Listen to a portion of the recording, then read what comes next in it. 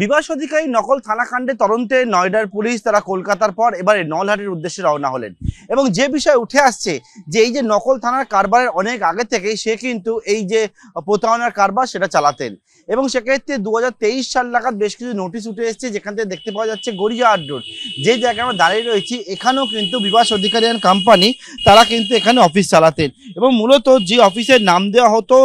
National bureau of social investigation and social justice, এই নাম দিয়ে গড়িয়াহাট রোডে তাদের সিটি অফিস খুলেছিল এবং সেখান থেকে বর্তমানে তাদের এই অফিস এখানে না থাকলেও এমনকি জানা যাচ্ছে যেটা এই রকম যে নামে একাধিক যে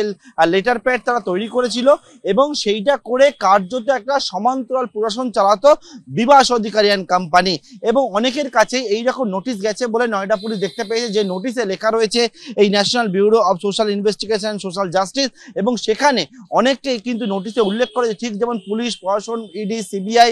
যে নোটিশ দেয় সাধারণ মানুষের কাছে কোনো অপরাধের ঘটনা ঘটলে ঠিক ওই রকম নোটিশ উল্লেখ করে বলা হচ্ছে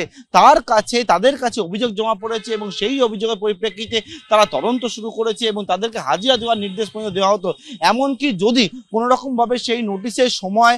উল্লেখ করা থাকতো, দিন উল্লেখ করা থাকতো, সেই হাজিরার দিন যদি এড়িয়ে যান তাহলে কিন্তু তার বিরুদ্ধে আইনানুগ ব্যবস্থা নেওয়া হবে এমন হুঁশিয়ারিও কার্যত থাকতো সেই নোটিশের মধ্যে। গোটা বিষয় জানার পরবর্তীকালে একদিকে বেলেঘাটা ফ্ল্যাটে তল্লাশি করেছে যেমন